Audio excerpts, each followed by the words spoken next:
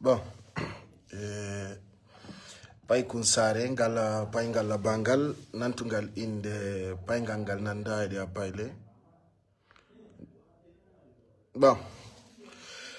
Haray la huro lando si don e jamno ko kal ka won don e ka jodor don e wosaydo ko gonga nibbi ay don andi menen men jodaki kono ko fetti kon e nyallangal fow ko ma men andintinna on men andina on kadi ko fewndi kon kono ko pullo futa wiata kon wosi uno be suudindiri le nanki ko unete ko labata on boyinan dengal pular kono hande ngal fenyina nayon on andi mi ala ni on opposant be buyno dogude bawo président Mamadi Doumbouya bus no dogude kono be labanta on parce que ko tuma be mapi wo be habbito be utiliser yon ay haray be sikkude onon ko yimbe fetube nane be no wi on hido woni pere mayugol hido woni pere fi gere hara bibbe mabbe ben no walade ka leaks bibbe mabbe ben no doginde otoje burde serude bibbe mabbe ben no nyamude ko weli walo ka buubi ben jodo wiama hara hido woni pere mayugol. Est-ce que vous êtes prêts pour combattre? On fenay. Je vous mets en garde. Kala mo politicien jo exitido wi yaltu wadana mo gere anin say dum wayuti do labirunki mayde parce que ko e fenande be woni na be fami nan non haaju mabbe ala e général Mamadi Doumbouya mi hala ni on no wodi ko suuda don bibbe fulbe nana be na leñol mengol yawama leñol hombo yawa min yon tan associé men e den penale mo menen tan ukku men e on vitesse mo si tawi non hani onon luttube be ngon hebali hakkil tawi hani onon kon utiliser tebe fi yon ware fi haaju mabbe hara hidon yurmi parce que hande son yi buyino monin kinno sabuna be andi pay kon sare hewti ka be hewtata e gonga kan e fenande den no sedi mi alanno wana politicien be ko yimbe fenobe koni be gerdata anda non président Mamadi Doumbouya o haaja kay dum mi alani on piji buyno dogude ley kono di aray haadi feenya onon tigi ya no ngore mo kala non tawdo ko wona ko wade lagine do welali mo yontigi argaya do nay hore yennindiro son sikki amalummino no o kalamu on sikki fenande dum nokuna bata o yimbe ben andu hande wata on jabu warede fi fenande duubi sappo e jowi be hino rewnde golla wala ifo be wara en pour leurs intérêts no be olliri non aray on fo on nani o président Mamadi Doumbouya jabali be yiwde o jabata o sali mi halan non kadi jabata dum parce que président Mamadi Doumbouya wana nafigijo président Mamadi Doumbouya wana bipolaire président Mamadi Doumbouya ko neddo wondo honnête depuis tan Alpha Condé be hino golli dede depuis tan Lansana Conté be hino golli dede kono be labana en ko do wadi ko jama on sutto da sutta ko Allah mi ala ni on de lagine no wela wo labana e kala suudido andi ko mapini mi piji no der ton di ono nganda o wata di kadi andude parce que hidon fandi yeso majji so yi men tawti président Mamadi Doumbouya ko piji buy labani men ne bion no wiwde woddudo faabo ta ko kawuro nana yobbe ni ngado pay ko sare yidi e kari kere min nami guinéenjo comme no woni Guinée si Guinée moi je suis guinéen et très fier et donc andi no hersinani politicien jo leydi yaltugole téléphone wiya président mo jaballa yigol parce que ko dum holli ala poids ka leydi do ça c'est très honte ça yi politicien jo jodiki ini kanyum lando leydi ndin jabali la recevude ah haray andu et tu n'es pas crédible dans ce pays là billahi wallahi tallahi ko wadi si min on taw yawi to lam in président Mamadi Doumbouya il m'a reçu Baouri il m'a reçu Ousmane Gawal il m'a reçu tawata opposant ono mo holor don yalta wiya ko wiya tan ko ndofu je travaille avec l'ONU je travaille avec les États-Unis je travaille avec la France fo ngandi ko fenande ka la bani on ngande poyi parce que dum don na e hunduko ma iwi na e hunduko na e hunduko oda awa me wi biniri e bobo wana go tum bambete e bawo biniri e bobo wana go tum bambete e bawo be wi no moronki bobo e bamba e bini hare on tiki jali hore mum bibbe fulbe nanobe pula dentotobe pay kun sare ta on komundu laabi sappo andi son inni lagine ko gouvernement blogueur joge don ala do blogueur jo mo yadale opposant jo wala ne la ngoto tu ko ande hewti a opposition on hari ko opposition blogueur parce que tous les blogueurs aujourd'hui qui soutiennent le CNRD il était à l'opposition ka hombo fuddori mi ngabi ha lutube be ngombo konte goto pet andi nde dayna temmere godde nden no boni daru temmere mande mi wi e on sikki don boni on sikki don halkiti ko fenande won don parce que ala do communicanjo mo wonali e parti politique ça c'est clair hande ko gaynobe haaju ben fokkitambe gonga kan ko menen woni tigi on do yo labango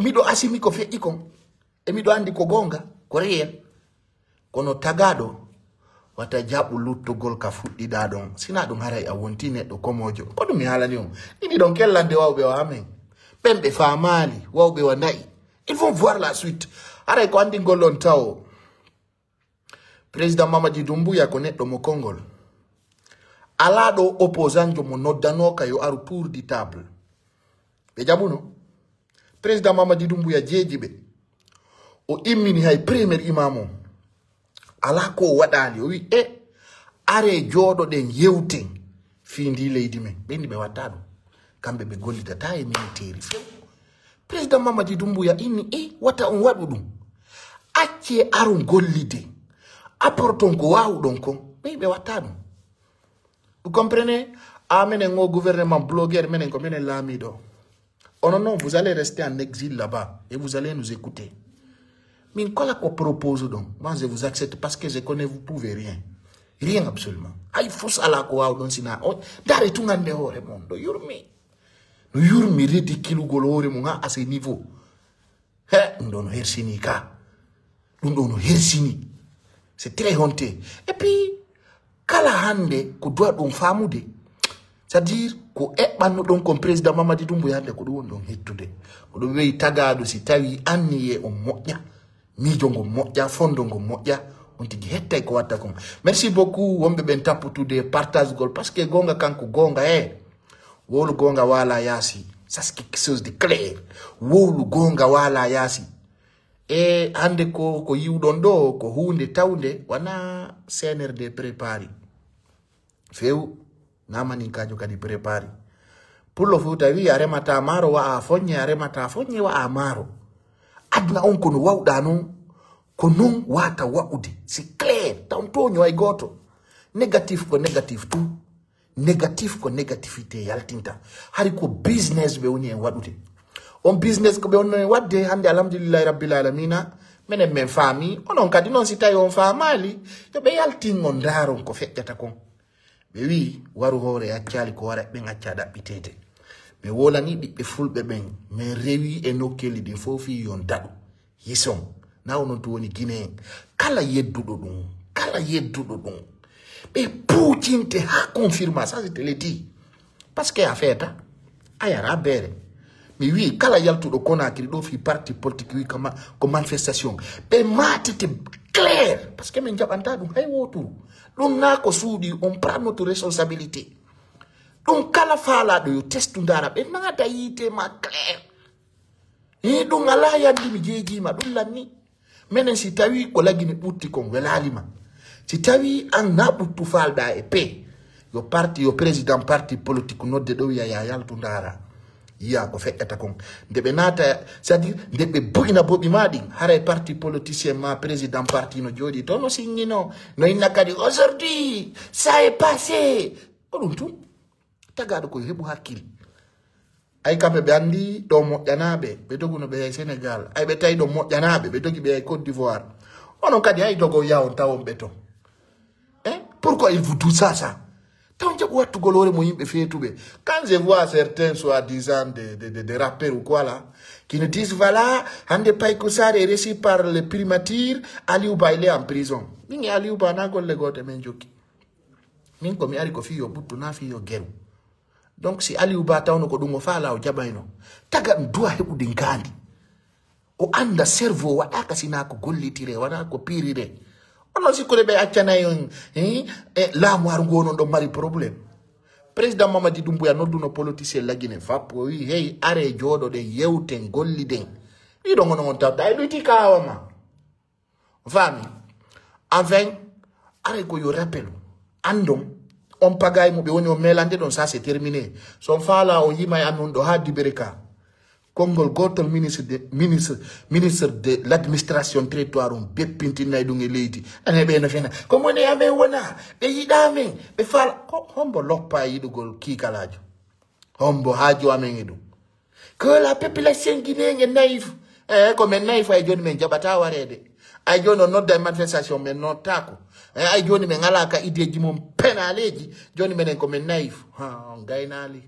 kona kirido en ukki pour yolli gotal fenanalium kala kadi jokkudo do opposition on tigi say ça je te dis ça parce que welton de ngalla aussi ga président Mamadi Doumbouya lamido et aujourd'hui menen na commentaire lami au pays do ça je vous dis ça kono ma pour des commentaires menen commentaire lama ki mendo et hande menen kala administration on men nata me yalta c'est ça qui compte nous on s'en fout des infiltrés comme inata kon yes on rawni bobino bawli mi tiaka idum mina commentaire nyam min tala wana commentaire wadante la activité janni c'est-à-dire mon message passe à la blogueur de Guinée jo heda do burilan donc c'est ça qui est plus important kon won le plus important na jikku mungum ko jokku don kon donc andi si a jokki goddo tay nyande o nyande ayana e woni da yidon tigi no fokkitiri yes la ando welto tako yugol pay ko sare hadde takko président Mamadi Doumbouya dum mecca yite berde mon den c'est que vous pouvez pas résister ko yimbe be anda ndawre ma ala ka hikki don sina on foyle mawo yinko ko anda ndawre ma ala programme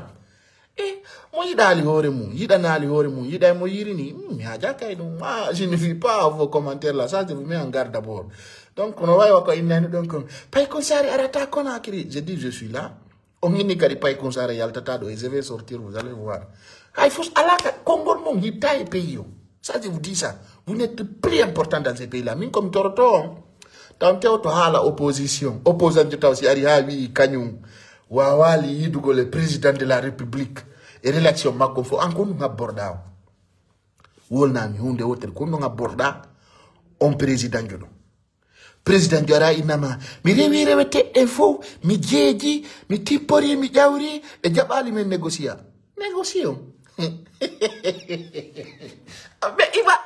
imagine du hakkude bay Allah inna bim mi gerdi ha yidugol pay ko sare jabali o yidala ngo fala ka fiya do hey ta fu yagal wodja imagine ça entre toi et Dieu nadi entre toi et pay ko sare yaha mo jokkuda on wiya mo woni combattu de mi jeji mi rei kore payande mi ala ni on ko président Mamadi Doumbouya yay Côte d'Ivoire do Sidia Touré président Zelou Dale be ko be mino be si kiara be wel di Alassane Ouattara donc modo be yabe ay be ari ga président Doumbouya wini no kanko affaire la gino ngo volta dum Côte d'Ivoire wana dum ngadi moto c'est-à-dire cet homme là généralement Mamadi Doumbouya te fait bisous et voilà un président qui s'est décidé parce que kanko yida samakal yida fenande o yidangi hala imon hala wurdu re ko ala important do sikkude lagin do me ngacci day yimo be ama ça c'est terminé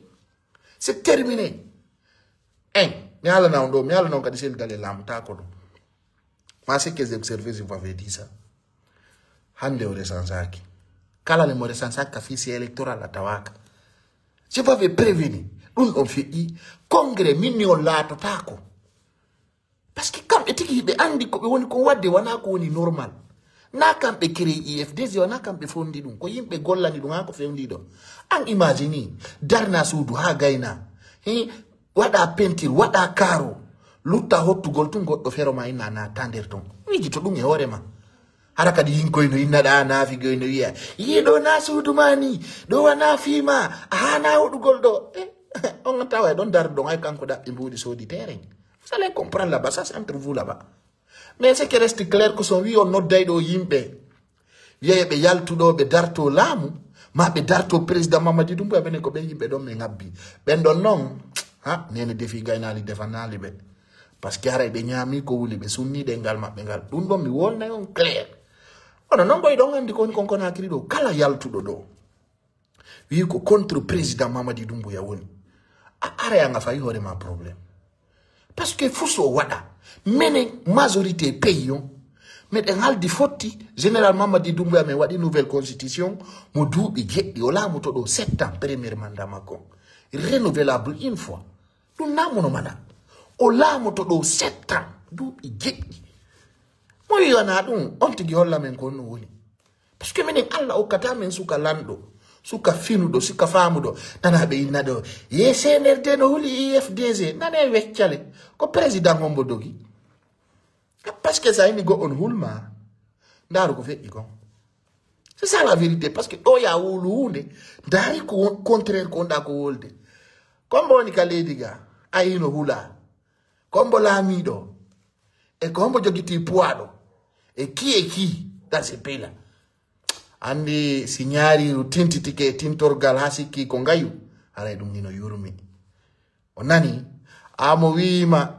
CNRD no holi FDG ndaru pese dum yawgol ndara film Nollywood burma fewande wolgol kangala parce que no hirsina ni tagado wolgo sigaden penale CNRD no hula IFDG be meda zéro de administration hay chef quartier hay maire hande be ala ko hay militant be ala he onon do yurmi quoi je te jure onon go ombe wadde volume téléphone vous me embêtez là vous comprenez donc haré ko rappel golon je vous confirme que IFDG c'est un corps mort kala natu do dum hino wola nati ore my problème parce que be tawta élection ça je t'avais prévenu ça hande je suis à côté du président Mamadi Doumbouya et vous allez voir de quoi nous sommes capables renaka hundu ko tunde on merera le terrain kadi itte hundu ko ame hindukal ye fulbe be no woni contre fulbe hombo me woni contre mo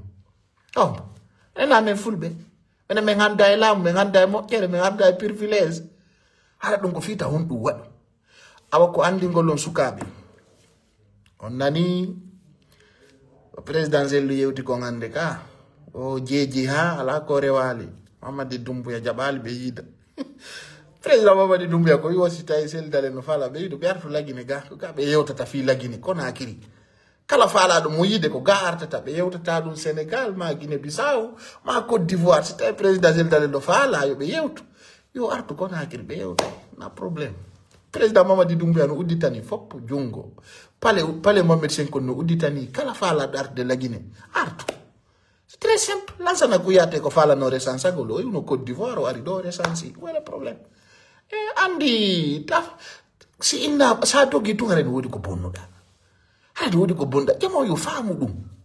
Ko woni ande ko koy mi yata do no inna onna vous avez raison. Kono woni la yurmude. Vous avez raison sur quoi? Anga inna ma ya arnoto da justice lady ma asusali. Aina ma ya artuka lady ma asusali. Ankono alamu ta lady. C'est de la bagaille. Donc, le président Mamadi Doumbouya, Djama Foulbe Benfono Veltanima. Nous, PEL, nous sommes très fiers de toi. Et on va te lire, on va t'accompagner. Parce que j'ai compris que ce que les gens disaient derrière toi, à dire, c'est pas ça la réalité. Tu es humble, tu es déterminé, tu es un homme de Dieu. Allah watako hana musipi en Foulbe. C'est Allah qui est là, président Mamadi Doumbouya. Na esa makala, wana et théâtre. Ça, c'est le demi-dieu de notre terre. Je te le dis ça aujourd'hui. Quand tu vois Général Mamadi Doumbouya, dans sa caractère, dans sa détermination, dans sa vision, tu vas comprendre que le parti politique, maintenant,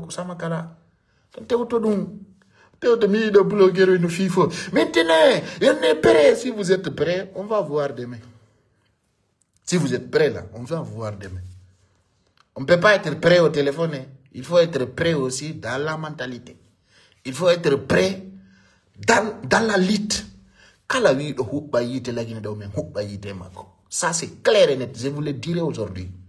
Kalawi o kanyum ko wanani ko wadugol lagide gere wada piro yida butu wallahi billahi tallahi tu vas nous voir plein 14 men jabanta dum hay goto kala kadi mu be formido si men ngandi hidon wadde dum wallahi men yahana yon vous allez répondre na inugol e karino suba cible goddo hande kadi goto watta do gere ça c'est fini axe do ha labe kala men mindo do gere tu vas voir.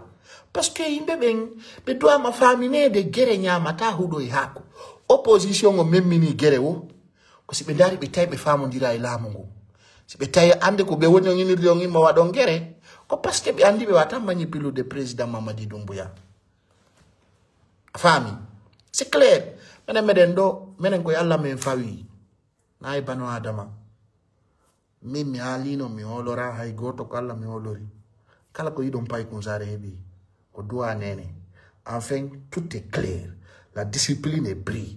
Nous on prend pas de décisions dans mes positions j'assume. Moi je suis pas comme vous, moi je suis pas un homme de double face. Moi je suis très clair et sincère de quoi je dis. Donc mi ala ngi pagayumo ono hay goto yida mi ala no fi aliuba hande on to fi ndina don yimbe be yejiti fi mako. Je pas me prévenir parce que la réalité est claire. La sincérité est claire. Kadi, pas ando ande kadi to so Congo la tado he. Ni wata ya dami da premier ministre, ni da président de la République, ni da chef cabinet président de la République, ni yoti da yimbe wondo. Ni al ni on a une qualité goto. Je vous avais dit mi do mari vision ngon, c'est mes principes. Ala kala personnalité le indi mom doa do yide de mi ngi on tigi me yidi. Aja yeto go yin koy ko andanda hore ma walo ye salon ara sonsolino fida. Non. Détrompe-toi. Sois cool. Hande kadi andu pay ko sare manno da hanki. Stay hani ay bali hakille en faut te débrouiller. Il faut t'asseoir, te réfléchir. Comme on pay ko sare, tu vas voir la réalité. Nani, faut savoir ça. Donc aray ko bigo pugolon andina opposition ma piqué. Yen be watti jejude. Be fala kala recevude. Fala kala yewde. Président Doumbouya chaka dunde kanko. Non, l'homme là, caractère. L'homme là, caractère. Voilà. L'homme là, caractère. Donc, on a bengwa. Tout le monde a l'encontre de miarteta. Rami. Quand l'andan to dalandu. Ali bantala dépense, ayo bantala location. Haji ma ekami woni ekami hotata. Mi mbouiro do vous êtes pas mon ami. Hein? Je vous dis ça. Je suis pas votre ami, c'est pas votre camarade. Donc, c'est Allah qui respecte le supérieur. Il faut voir mon parcours. Là-bas que tu vas comprendre. Si me dit my président Mamadi Doumbouya, on va l'insulter. Il faut savoir faire les choses avec sincérité. Donc, avec nous faire non halangol. Menen do goto mayanta opposition. Arewa salam et bonne soirée. Bye bye.